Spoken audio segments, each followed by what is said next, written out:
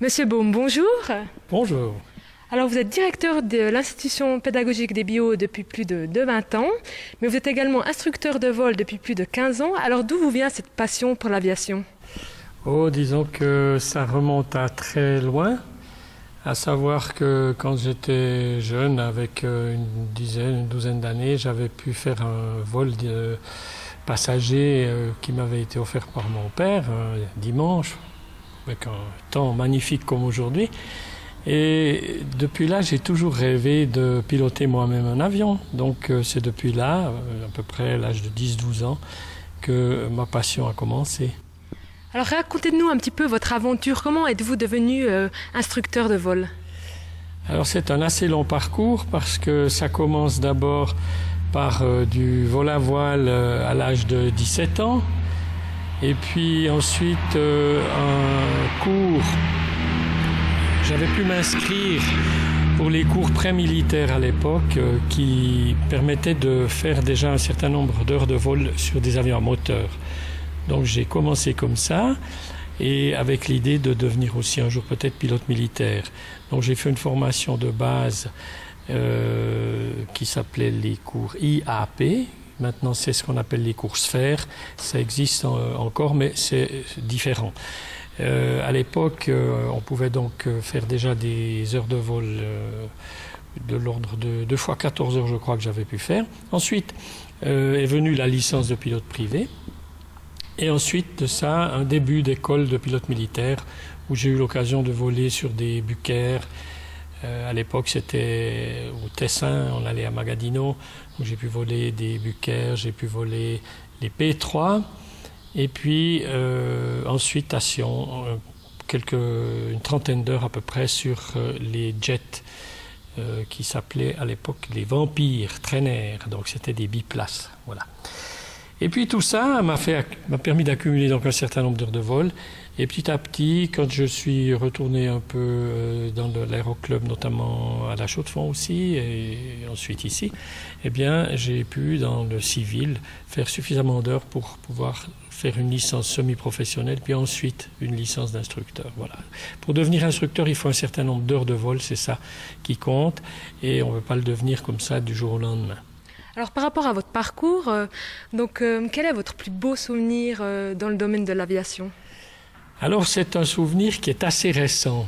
Bon, j'ai plein d'images qui me reviennent depuis le début que je vole, mais le souvenir qui est le plus récent et qui m'a vraiment apporté énormément de bonheur, c'est que j'ai reçu en cadeau pour mes 60 ans de l'argent pour pouvoir me payer un vol en Hunter, qui est un avion militaire, vous savez, et c'est un Hunter biplace, et j'ai eu le bonheur de voler avec Claude Nicolier, qui est vraiment quelqu'un que j'admire beaucoup. Et j'ai eu un plaisir fou à voler avec lui, parce qu'en même temps, comme je suis instructeur, j'ai pu pas mal voler moi-même dans cette machine, qui est aussi un avion, qui reste un très bel avion, le Hunter.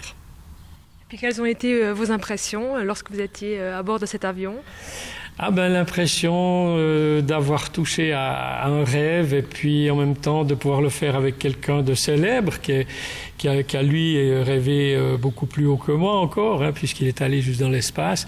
Et puis en même temps, par un temps merveilleux aussi, la possibilité de faire un peu d'acrobatie, la possibilité de retourner dans les Alpes, dans des vallées que Claude Nicolier connaît bien.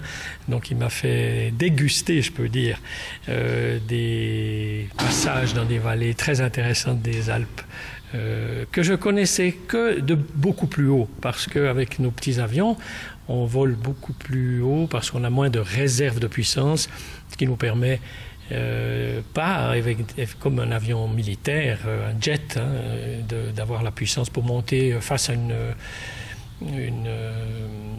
des rochers, par exemple. Hein.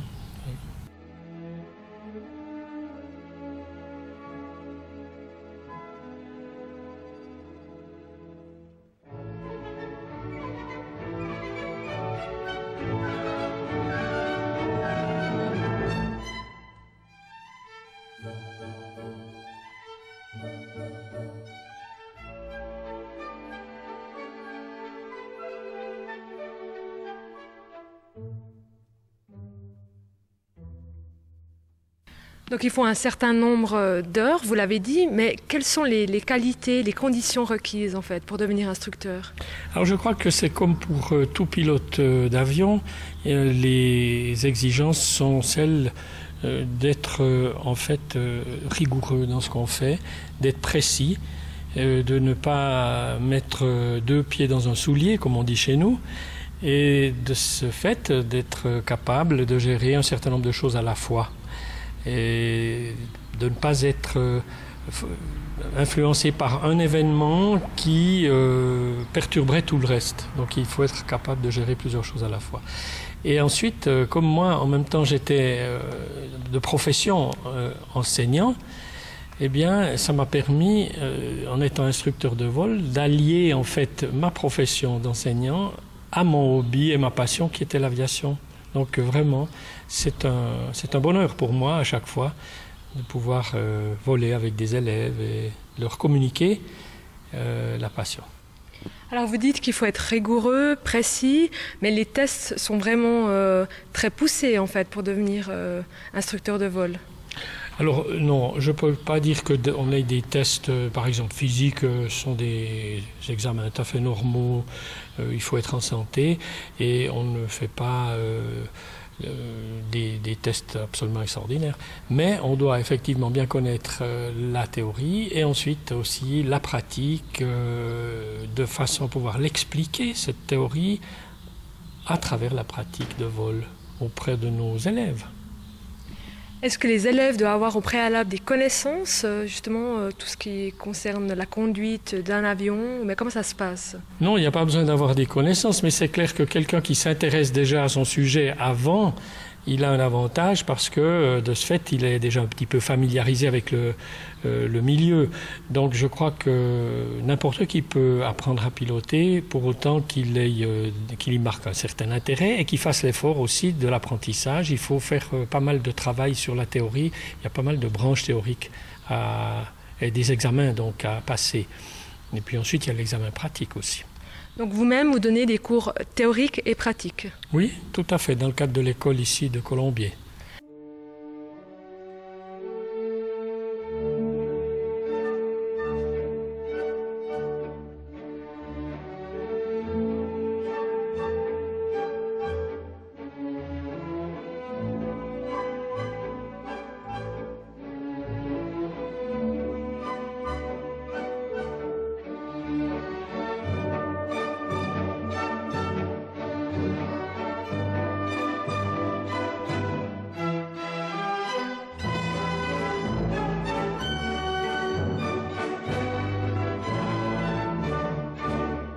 Et puis si par exemple justement une personne s'intéresse à venir faire des cours avec vous, comment il fait pour vous contacter?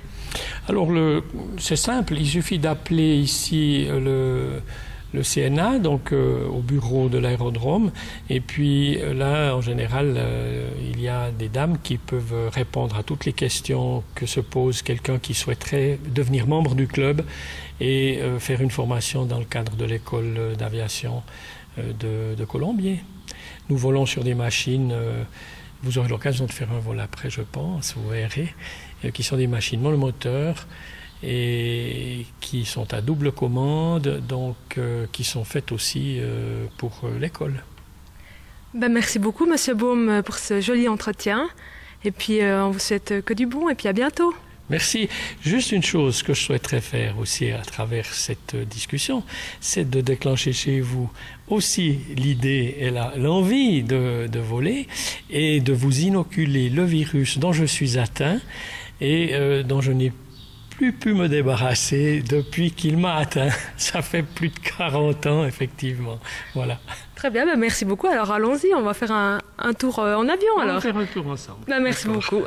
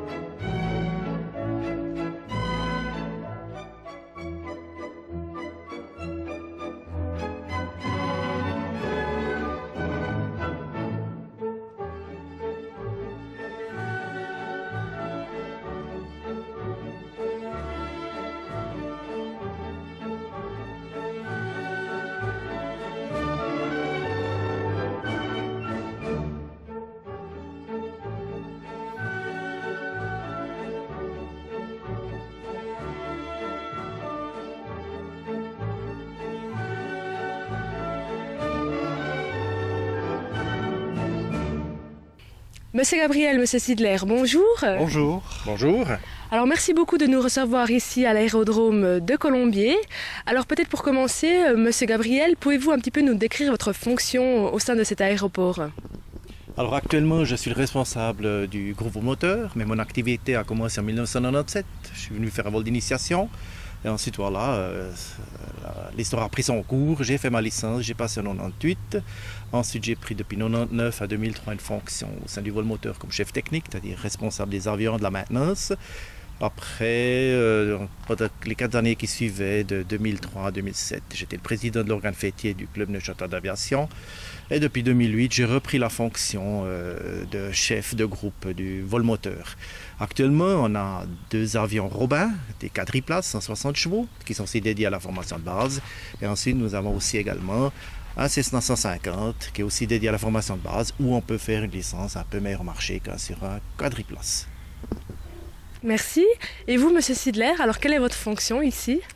Alors je m'occupe du groupe de vol à voile, je suis chef de groupe, on a un président, c'est le président du club neuchâtelois d'aviation, Monsieur Perotti, et les groupes de vol moteur, vol à voile et modèles réduits sont les 3 entités qui constituent le club neuchâtelois d'aviation. Moi, ça fait 11 ans que j'ai commencé le vol à voile. Je veux juste ajouter qu'on peut commencer le vol à voile à 15 ans. C'est une passion que j'avais à 15 ans, mais j'ai commencé vraiment sur le tard, à 54 ans. Donc, il n'est jamais trop tard pour commencer le vol à voile. Et puis, ça fait 4 ans que je suis le chef de groupe du groupe de vol à voile. On a 10 planeurs, 4 biplaces, les autres des monoplaces. Et aujourd'hui, on a un remorqueur qui est un remorqueur motoplaneur à faible consommation de carburant et qui nous donne satisfaction avec quelques petites mises au point à faire encore.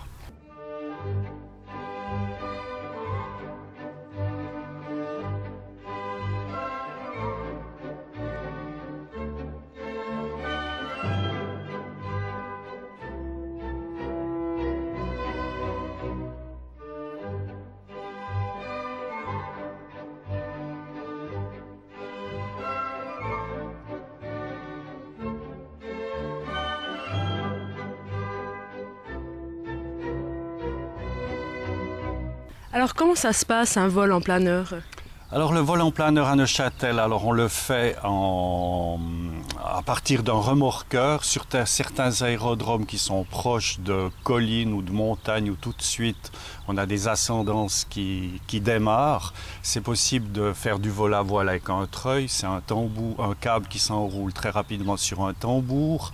Et le planeur décolle, c'est un peu Apollo 13, le départ.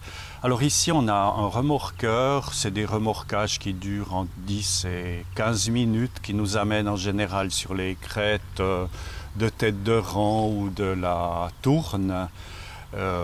Et après, le vol peut se prolonger éventuellement pour la journée. Je me suis toujours posé une question, comment réatterrit un planeur? Comment ça se passe? Alors on n'a droit qu'à un seul atterrissage, ça c'est vrai. Mais ça on vous l'apprend très bien en écolage et c'est quelque chose qui se passe bien et qui peut même se passer dans un champ quand on est en panne de courant favorable pour continuer ce vol. C'est ce qu'on appelle se vacher, aller aux vaches. Et par rapport maintenant au vol à moteur, comment ça se passe en fait par rapport au club et tout? Vous donnez des cours, comment on peut s'inscrire? Tout à fait, comme M. Sylvie l'a dit, on peut s'inscrire chez nous. On offre aussi des cours de théorie, on a aussi des instructeurs ici sur place qui font de la formation. Et les cours de théorie sont toujours, se passent toujours en automne. On commence en automne, on finit au printemps avec les examens. Et ça, chaque année, on offre des cours de théorie. Et tout le monde peut venir s'inscrire ici. À partir de l'âge de 16 ans, on peut commencer à voler sur un avion moteur. Là, il n'y a aucun problème.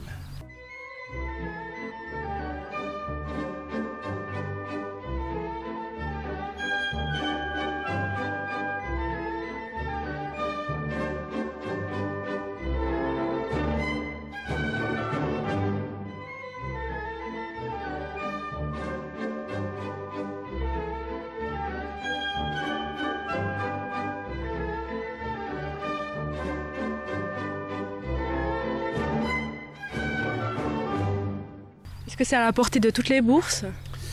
Oui, à la portée de toutes les bourses, ça dépend toujours, c'est un choix qu'il faut faire. Il faut savoir que l'aviation prend quand même beaucoup de temps, beaucoup de patience. Il ne faut pas être scientifique pour passer une licence. Comment dire, niveau école primaire, ça suffit largement, c'est pas compliqué comme on le croit, mais simplement il faut s'atteler à la tâche, c'est du travail, il faut passer quelques heures, il faut avoir la passion. Et puis au niveau de bourse, si vous faites une licence, on a deux types de licences en Suisse, vol moteur, on a une licence restreinte. Là par exemple sur le Cessna, entre 12 et 13 000 francs, vous pouvez faire cette licence. Et si vous voulez faire une licence internationale, qui s'appelle PPL, vous pouvez aller à l'étranger, vous avez la radionavigation, la radio. Ça tourne entre 16 et 17 000 francs sur le petit Cessna. Sur Robin, il faut compter à peu près 3 000 francs de plus. Alors ces sommes sont réparties en plusieurs années? C'est-à-dire l'idéal, ce serait de faire une licence sur 2 ans. Parce qu'il faut vraiment avoir un certain rythme dans l'écolage, pas pour perdre de nouveau certaines fonctionnalités, certains réflexes qu'on a. S'il y a trop d'espace, ben là ça dure plus longtemps. Et là, ça vient aussi plus cher. Comment dire, ces prix que j'ai indiqués, c'est avec un nœud, c'est les heures de vol qui sont obligatoires, hein, on a 35 heures et 45 heures, c'est là, il faut absolument les faire.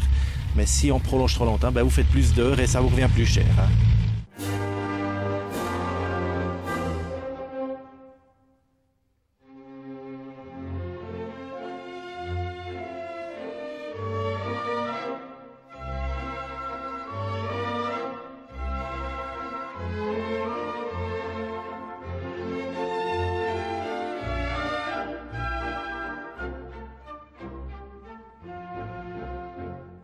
Alors vous, M. Sidler, pouvez-vous un petit peu nous dire comment obtient-on sa licence de vol à voile? Alors la licence de vol à voile, c'est possible de commencer à 15 ans. Vous avez la possibilité de passer l'examen à 16 ans. Il faut compter 2 ans pour l'obtenir. Donc on a eu des jeunes ici qui ont eu la licence de vol à voile avant d'avoir eu le permis de conduire de voiture. Ça se pratique aussi de la même façon que le vol à moteur au niveau assiduité, comme le disait Reto. C'est bien de pouvoir avoir une certaine continuité dans les leçons. On fait de l'avance comme ça. Et pendant la période d'été, on commence le vol à voile début mars et on finit en novembre. Et la théorie commence en général aussi au mois d'octobre et vous avez la possibilité de faire toute la partie théorique pendant la période d'hiver. De nouveau, ça ne demande pas une formation supérieure préalable, mais ça demande un investissement en temps. Et l'investissement en argent, bien, il tourne autour de 7000 francs environ.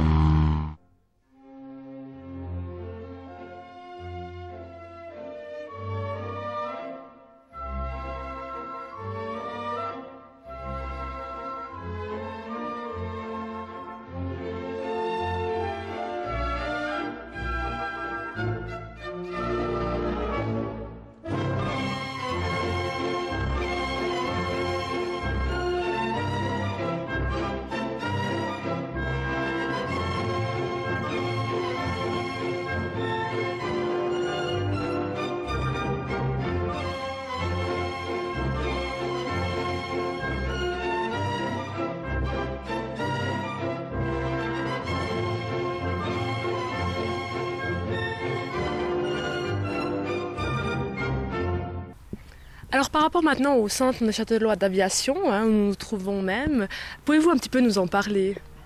Oui, alors ce club neuchâtelois d'aviation, il a été fondé le 17 décembre 1927. Depuis là, il est actif. Il a été créé spécialement pour promouvoir toutes les facettes de l'aviation. Et en 2007, nous avons fêté les 80 ans, on a ouvert les portes au public, on a eu une belle manifestation, on a eu plus de 8000 personnes qui sont venues. Et on a aussi toujours un peu des manifestations durant le cours de l'année. Par exemple, comme M.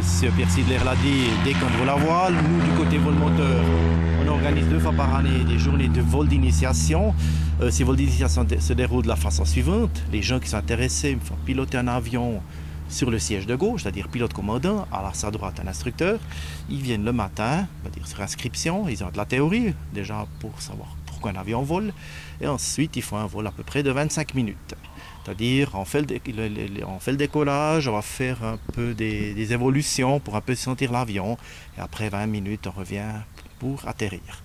Et c'est là pour dire, c'est vraiment pour faire goûter aux gens, une fois tenir un manche, tenir un volant d'un avion, à peu avoir des sensations, sans même comment ça se pilote un avion. Et ça, on fait 2 fois par année. Les prochaines vols d'initiation ont lieu le 28 août.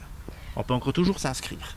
Puis quel est le coût pour une journée d'initiation? Alors, elle est de 150 francs. Là-dedans, vous avez la théorie, vous avez le vol, plus encore le repas de midi qui est offert. Et puis est-ce qu'il existe aussi des cours d'initiation pour les planeurs? Vous avez la possibilité de venir voir, sentir ce que c'est le vol libre. Effectivement, avec un contact préalable avec le bureau de l'aéroport, vous pouvez venir le samedi et pour 150 francs, vous avez la possibilité d'être mis en place avant sur un planeur et de goûter à toutes ces sensations.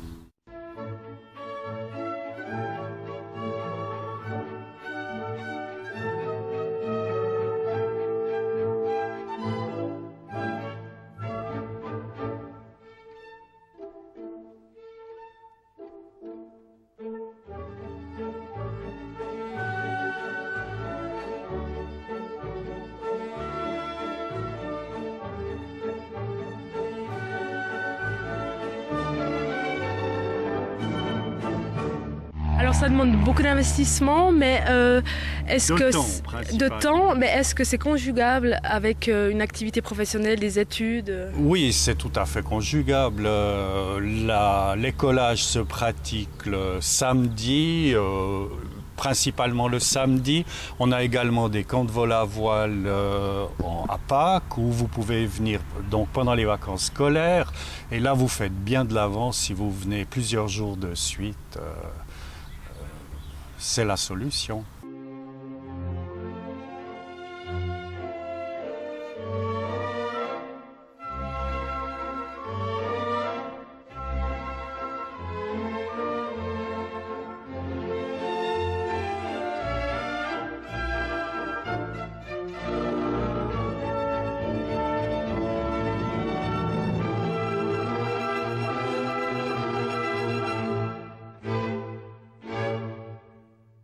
Et est-ce qu'il existe d'autres manifestations qu'organise le CNEA? Alors nous avons aussi des journées intergroupes, c'est-à-dire que pour un peu partager nos passions, souvent le pilote vol moteur, il vient, il prend son avion, il part. Et on n'a peut-être pas toujours des contacts durant toute l'année. Alors on organise une journée, on a les 3 groupes, modèle réduit, le vol à voile, vol moteur. On s'échange un peu des expériences, c'est-à-dire qu'un pilote vol moteur va faire un tour en planeur, qu'un copain pilote planeur et vice-versa, pour un petit peu s'échanger nos passions. Le but est aussi de se souder.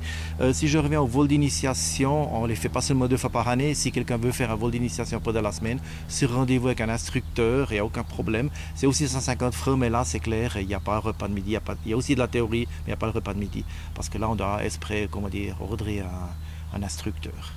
Puis comment peut-on être membre du CNEA? Simplement, vous pouvez devenir alors membre soutien du CNA sans être membre volant. C'est une première approche à l'ambiance du club. C'est ouvert à tout le monde. Et vous avez, au moment où vous êtes élève, vous êtes membre, vous devenez membre du club d'un groupe vol à moteur ou vol à voile, d'où implicitement vous êtes membre du CNA. Très bien, alors merci beaucoup pour cette interview et nous avoir invités au CNEA. Merci Monsieur Gabriel et merci Monsieur Sidler, à bientôt. Merci à vous. Merci à vous et puis à bientôt. Et puis venez vous inscrire ici, devenez membre. Avec plaisir.